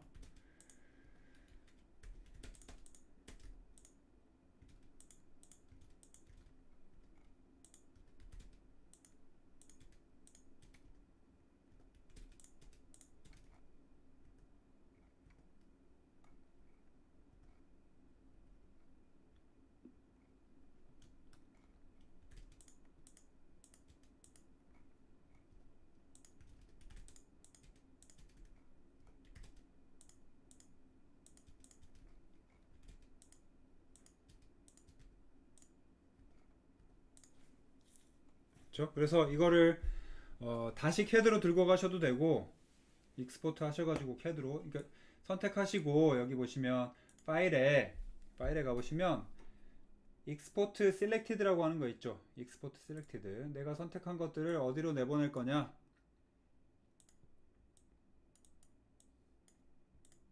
그래서 보시면 AI 파일로도 내보낼 수 있고 DWG 파일로도 내보낼 수 있죠. 그렇죠?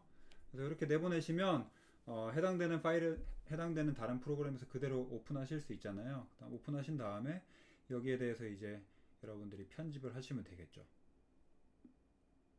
선두께를 조절한다거나 해치를 넣는다거나 아니면 뭐 색깔을 넣는다거나 여러 가지 방법으로 이 그래픽 이미지를 그대로 활용하실 수 있을 거예요. 그래서 저도 지금도 이 방법은 가장 많이 쓰는 방법이고 실내외의 그런 동선 표현이라든지 아니면은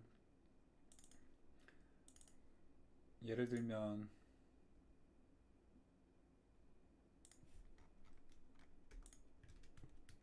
이 상황에서 여러분들이 그 아까 전에 잘랐던 거 있잖아요. 잘랐던 면을 3포인트로 클리핑 플랜을 하면 예를 들어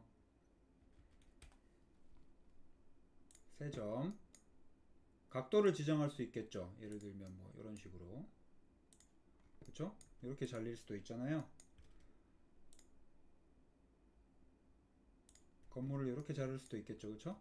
메이크 2D 하면 메이크 2D가 이 상태 그대로 될 건데 여기서 이제 여러분들이 원하시는 그래픽들을 표현을 할 수가 있겠죠. 어떤 방식으로 하느냐 뭐 내부를 보여주면서 외부가 같이 보이는 그런 그래픽들 여러분들이 보신 적이 있을 거예요. 그렇죠? 내부에 여러분들이 막 복잡한 모델링들이나 벽체 같은 것들도 쭉 보이는 요 상황에서 이 안쪽에 있는 선들은 쭉 좀 연하게 정리를 하시고 똑같은 뷰로 클리픽 플레인을 삭제를 하고 다시 한번 메이크 2D 하셔가지고 요 뷰도 하나 더 출력을 하는 거예요. 그렇죠? 요거랑 요거랑 그러면 이제 포토샵에서 두 개의 이미지를 겹쳐놓고 이 지붕 부분으로 되어 있는 것만 살살살살 이제 마스킹으로 좀 문질러서 흐릿하게 만드시면 바깥쪽 지붕의 형태가 보이면서 안쪽을 좀 투시한 것 같은 그런 느낌을 주는 그래픽 이미지를 만드실 수 있겠죠.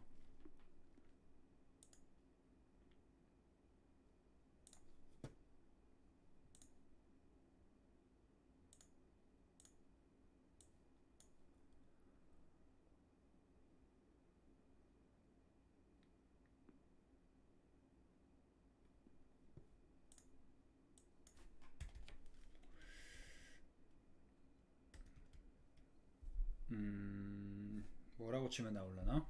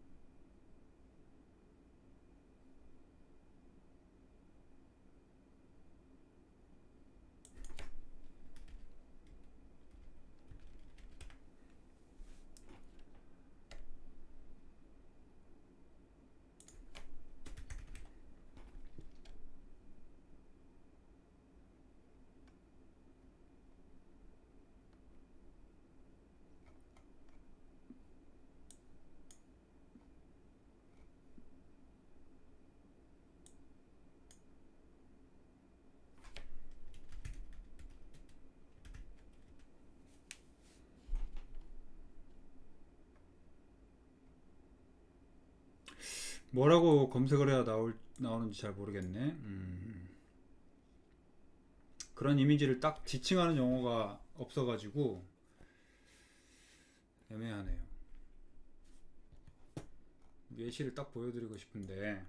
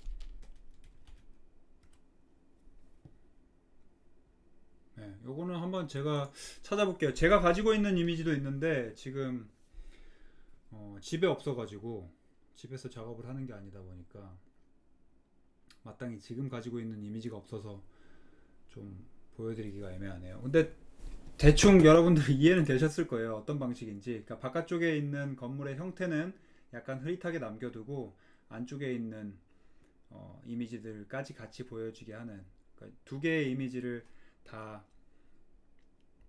메이크 3D 해가지고 합성을 시키는 거죠. 그런 방식으로 이미지들 많이 활용을 할 수 있다 알고 계시면 될 것 같아요.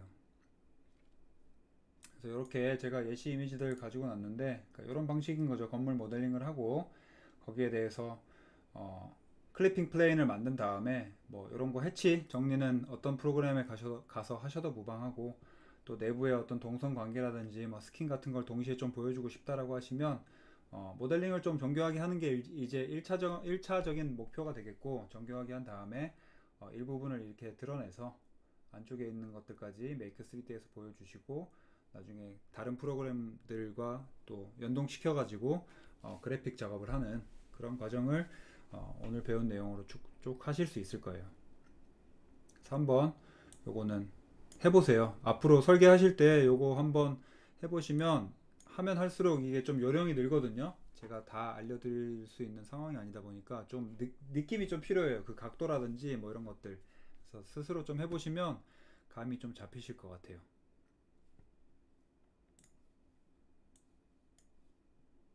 혹시 지금 하고 있는 것 중에 잘 안 되시는 부분 있나요?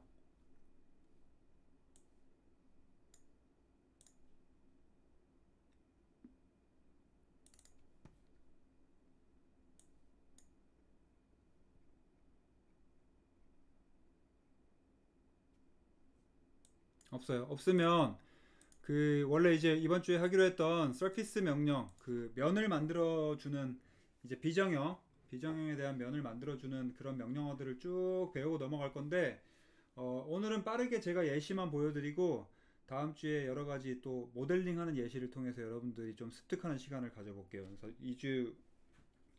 2주에 걸쳐서 여러분들이 좀 바로바로 숙달할 수 있도록 일단은 명령어의 여러 가지 종류들을 제가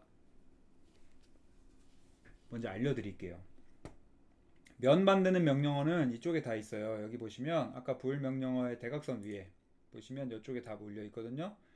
여기에 있는 명령어들이 면을 만드는 거의 대부분의 명령어다라고 생각하시면 되고, 모든 명령어는 아니에요. 모든 명령어는 여기 아래쪽에 쭉 다 들어가 있고, 또 많이 쓰는 것들만 이제 아이콘으로 만들어 놨으니까 거기에 해당되는 것들이 나와 있는데, 여기에서 이제 한 반 정도는 다 사용하는 기능들이라고 생각하시면 될 것 같아요.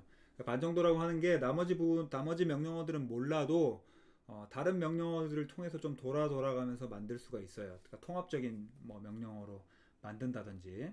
자, 그래서 면을 만드는 명령어 중에 우리가 지금까지 가장 기본적으로 제일 먼저 했던 게 뭐였죠? 플래너 서피스. 그래서 플래너 서피스라는 것의 기준은 무조건 한 평면상에 내가 가지고 있는 개체가 존재해야만 해요. 이게 하나의 플레인이잖아요. 플레인. 예를 들면 이 사각형 자체가 하나의 면 XY축만 있고 Z축 Z값이 없잖아요. 이렇게 되면은 플레인이기 때문에 플래너 서피스를 만들 수 있지만, 만약에 이 개체가 뒤틀려 있다, 이렇게 뒤틀려 있다라고 하시면 플래너 서피스로는 요 면을 채울 수가 없어요.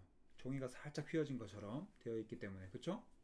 그래서 이런 경우에 이제 다양한 명령들을 써야 된다라고 생각하시면 되고, 이런 상황 말고도 여러 가지 명령어들이 뭐가 있는지, 그 중에서 많이 쓰는 게 뭐가 있는지 다음 주에 예시를 통해 해볼 거지만, 가장 기본적으로 이제 많이 쓰는 게 여러분들이 가장 많이 쓰게 될 로프트라고 하는 기능인데, 로프트 명령어들의 그 풀 네임이랑 이런 것들은 제가 다음 주에 다시 다 적어 드릴게요. 다시 예시를 통해서 해볼 거예요. 오늘은 지금 시간이 촉박하니까 제가 그냥 보여드릴게요. 보여드리고만 넘어갈게요. 로프트는 뭐냐면, 자, 가지고 있는 선이 이렇게 커브로 해볼게요. 이렇게 있다.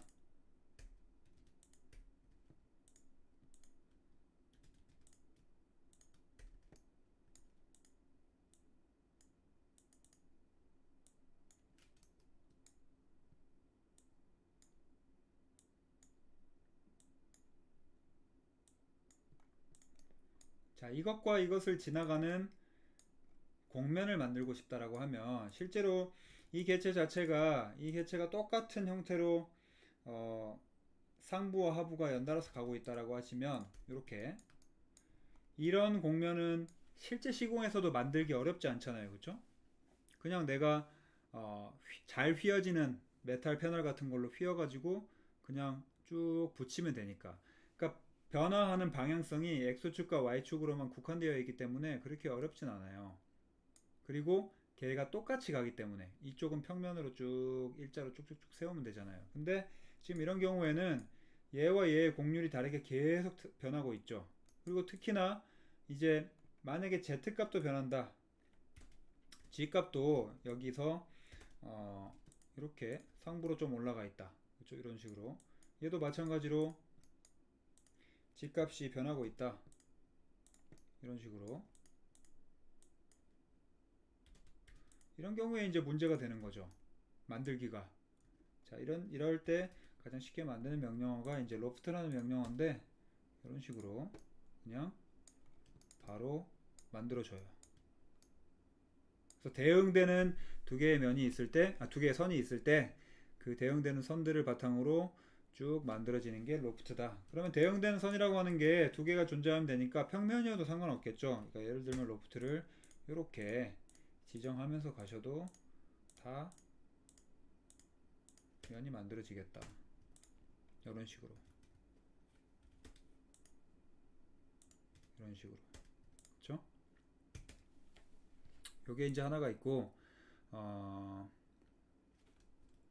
그다음에 블렌드 서피스라는 명령이 또 하나가 있는데, 명령어들이 뭐 너무 종류가 많아서 다 해볼 수는 없고, 자, 블렌드 서피스는 뭐냐면, 자, 익스트루드 커브가 얘와 얘가 이런 식으로 되어 있다. 자, 이것과 이것의 사이를 채우는 가장 아름답고 적합한 곡면을 만들 때가 있어요. 만들고 싶을 때가. 근데 여러분들이 지금 예상컨대 이걸 위에서 내려다보면, 탑뷰겠죠? 내려다보면 내가 선으로 요 곡률의 일부를 조금씩 계산해가지고, 예를 들면 이런 거죠. 한 요 정도, 요 정도, 요 정도, 이 정도 되면 뭔가 좀 자연스럽죠, 그쵸? 여러분들이 생각하는 이 자연스럽다는 기준이 뭐냐면, 이 직선이 가지고 있는 방향성, 벡터의 방향, 벡터가 있잖아요. 그리고 이 곡선이 이렇게 가다가 이렇게 축 올라가려고 하는 요 힘과 요 힘을 여러분들이 시각적으로 섞은 거란 말이에요. 근데 이거를 컴퓨터가 자연스럽게 해주는 기능이 있어요. 일러스트에도 블렌드라는 기능이 있고, 라이너에도 이제 블렌드 서피스라는 기능이 있는데, 블렌드 서피스의 기능을 이용하시면 이렇게 자연스럽게 공유를 만들어 주게 돼요. 여러 가지 부가 옵션들이 있으니까 그것들은 다음 주에 한번 해볼게요. 이런 것들이 있고, 그 다음에 스윕 레일이라 그래서 레일 어떤 선이 이렇게 기찻길 같은 선이 있을 때 이 선을 바탕으로 어떤 개체를 쭉 만들어주는 그런 게 있어요. 이것도 한번 해볼게요. 두 개가 있을 때, 자, 레일이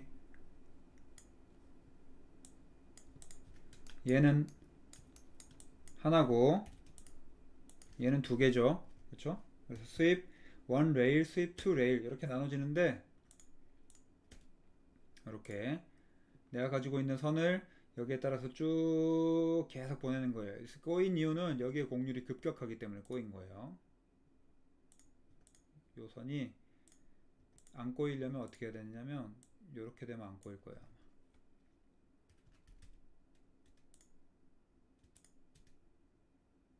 반대로 생각했네. 이렇게 돼야 안 꼬이나? 네, 그럴 것 같네요.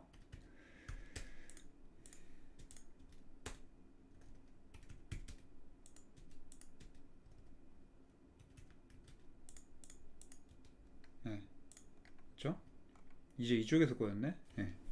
지금 3차원으로 했어야 되는데 제가 이 평면에 눕혀놔서 꼬인 거예요. 3차원으로 하면 안 꼬일 텐데 해봅시다 그냥.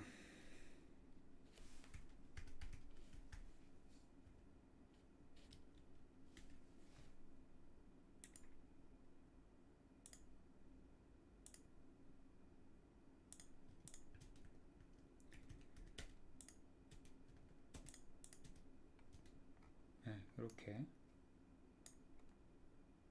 평행이 아니에요. 수평이 아니에요. 이렇게 휘어지는. 마찬가지로 얘도 이 개체가 이렇게 높이 차이가 난다. 이렇게 대각선으로 되어 있다. 이런 경우에 이제 두 개일 때 이런 식으로 쭉 가는 명령어가 있고요. 그 다음에 뭐 리볼브라든지 레일 리볼브, 뭐 패치 이런 것들, 패치나 한번 제가 보여드릴게요.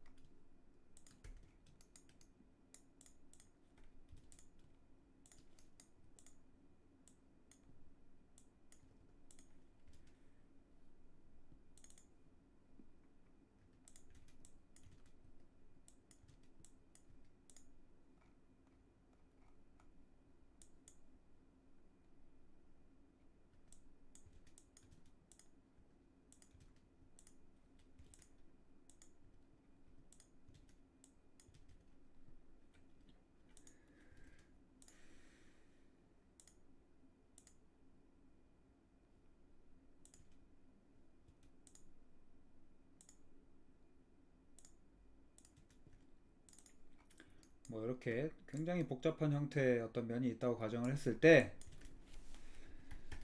지형 만들 때 많이 사용하는데요. 지형 만들 때 이런 식으로 면을 채워주는,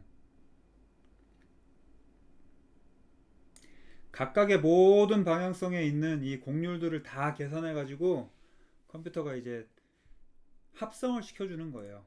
합성을 시켜주는 거. 그 다음에 네트워크 서피스라고 하는 가장 정교한 면 만드는 기능들, 이런 것들도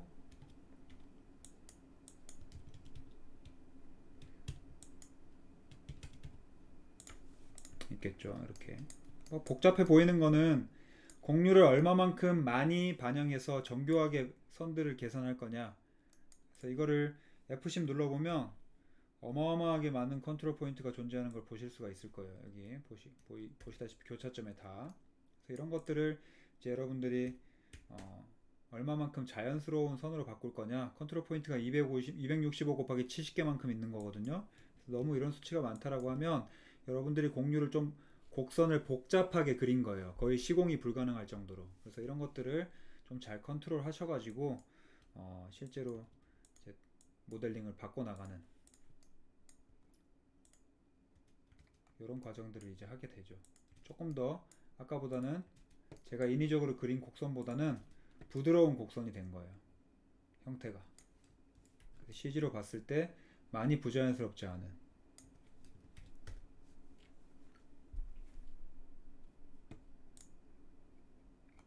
그래서 다음 주에 여기에 해당되는 내용들을 쭉 같이 한번 해볼게요. 서피스 모델링이라고 하는 게 라이노에서 가장 중요한 모델링이거든요. 실제로 여러분들이 보고 계시는 이런 것들이 전부 서피스 모델링을 바탕으로 만든 거예요. 조금씩 뭐 부가적으로 여러 가지 기능들을 사용했겠지만 큰 틀을 서피스 모델링을 통해서 만들어낸 거다. 그렇게 생각하시면 되고, 지금 보시는 많이 사용하지는 않지만 그래도 가끔 사용하는 기능들이 있어요. 이건 제가 아예 소개도 안 드렸는데, 요 명령어들은 지금 여기 보시는 예시가 제가 몇 가지가 있거든요. 예시를 하시면서 어떻게 사용하는지 다음 주에 한번 해보고, 아까 말씀드린 로프트, 명령어 이름이 궁금하신 분들은 로프트라고 되어 있는 것들, 그걸 통해서 만들 수 있는 모델링, 요 모델링이죠. 요거 얘도 마찬가지고요.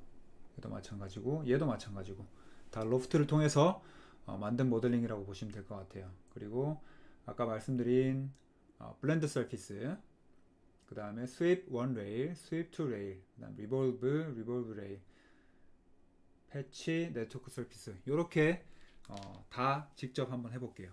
이걸 하면서 해당되는 모델링들도 같이 한번 해볼게요.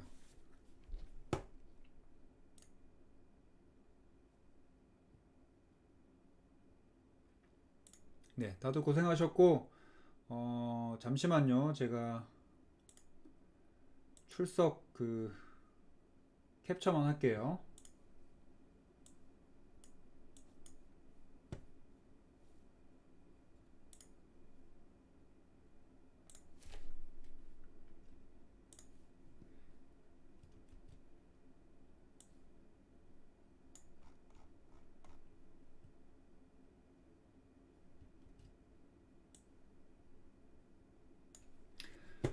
네, 다들 고생하셨습니다. 다음 주에 또 라이노로 마주 합시다. 라이노. 고생하셨어요. 수고했습니다.